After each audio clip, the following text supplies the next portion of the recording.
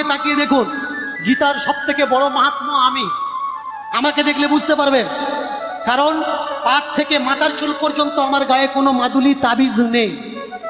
যেসব বৈষ্ণবেরা আমাকে ভালোবাসে, যেসব ভক্তরা আমায় ভালোবাসে, একটু খেয়াল করবেন, বন্দনার আগে আমি একটা গীতা আমার বুকের এই জায়গায় রাখি। এটা কেন? আমি গীতাতে বিশ্বাসী। যারা বলে মানুষকে নাকি বান মেরে মানুষের খারাপ করা যায়, আছে না অনেক গুণিন বান মারে, খারাপ করে, আমি লাইভে দাঁড়িয়ে চ্যালেঞ্জ করছি, এনি টাইম দীনকৃষ্ণ ঠাকুর দাঁড়িয়ে আছে, কত বড় গুণিন আছে নিয়ে এসো, আমার উপরে বান মেরে দেখাবে তার মন্ত্র শক্তি। আমার উপরে যদি সে বান মারতে পারে, কথা দিলাম তারপর থেকে যতদিন বাঁচবো আর হরি কথা করব না, হরি নামই আমি ছেড়ে দেব। হরি নাম করে যার উপরে বান মারা যায়, তাহলে হরির শক্তি কোথা? গীতা নিয়ে গুণিন যদি মন্ত্র দ্বারা তার ক্ষতি করতে পারে, তাহলে মন্ত্রের শক্তি বেশি না গীতার শক্তি বেশি? খোলা ওপেন চ্যালেঞ্জ করলাম, কখনো ট্রাই করে দেখবেন, আপনার মন্ত্র ফুরবে না, কারণ আমার শরীরে গীতা রাখা আছে। এই গীতার আর একটা মাত্র আমি বলে দিচ্ছি, তার জাজ্জল্য প্রমাণ আমি। আপনারা দেখেছেন কিছুদিন আগে আমাকে নিয়ে যারা ঝড় তুললো, এই করব ওই করব তাই করব, আমি একা একদিকে আর লাখো মানুষ একদিকে, ওরা আমার কাছে পারলো না, হেরে গেল কেন? এনি টাইম আমার কাছে গীতা থাকে। ওরা যদি আমার হারিয়ে দেয়, গীতা হেরে যাবে না? আমার হার হবে না, গীতার হার হবে। দাঁড়িয়ে বুকের মধ্যে গীতা নিয়ে যে সকল কথাগুলো বলি, এই কথাগুলো কার কথা? আমার কথা না গীতার কথা?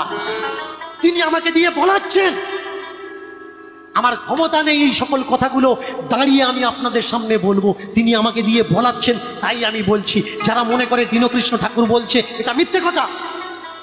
এর কৃতিত্ব কার যাওয়ার দরকার? আমার মহাপ্রভুর যাওয়ার দরকার, আমার ভোলেনাথের যাওয়ার দরকার, আমার ভগবান বিষ্ণু নারায়ণ শিবশঙ্করের যাওয়ার দরকার, কারণ তারা আমাকে দিয়ে বলাচ্ছেন।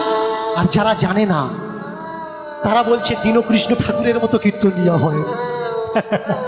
এটা মূর্খতা ভাই, আমি কিচ্ছু বলছি না, তিনি আমাকে দিয়ে বলাচ্ছে। আপনিও আমার মতো একটা গীতা পকেটে রেখে দেখুন না, অসুবিধা কি আছে? পড়তে পারলে পড়বেন, একটা অধ্যায় পড়বেন। একটা অধ্যায় না পড়তে পারেন, একটা শ্লোক বলবেন। একটা শ্লোক বলার ক্ষমতা আপনার নেই, টাইম আপনার নেই, গীতাটা বুক পকেটে রেখে হাত দিয়ে বলুন না গীতা গীতা গীতা, একবার করে দেখুন না। বলবো কেন? করে দেখো, তাহলে ফল পাবে। এই যে বিশ্বাস, বিশ্বাস যার আছে ভগবান তার, আর বিশ্বাস যার নেই ভগবান তার। আমি যে ভগবানকে নিয়মে বেঁধে নিয়েছি, সকালবেলা এই করব, দুপুরবেলা এই করব, বিকেলবেলা ওই করব, সন্ধ্যাবেলা তাই করব।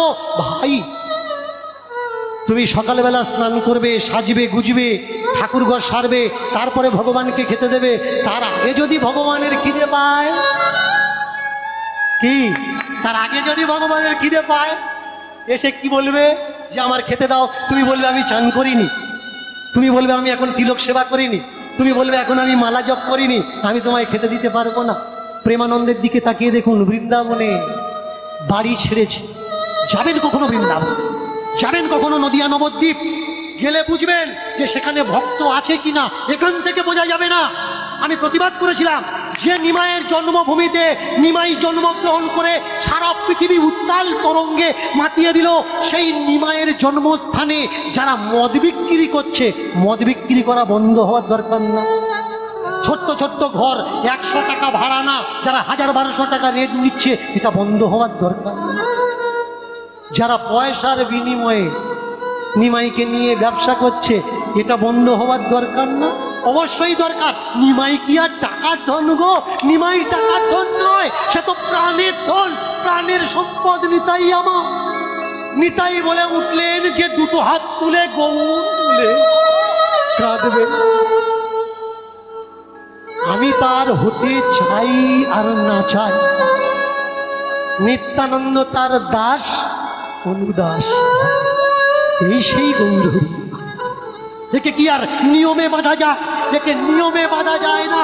তাকিয়ে দেখুন প্রেমানন্দের দিকে, বাড়ি ছেড়ে দিয়ে বৃন্দাবনে আছে, ভিক্ষাও চায় না।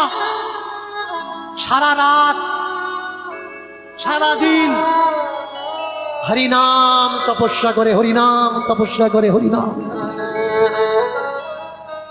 ওই গোপীনাথের বাজারে যখন সন্ধ্যাবেলায় তপস্যা তার ভাঙতো, রাত্রেবেলায় রাত হয়ে গেলে যখন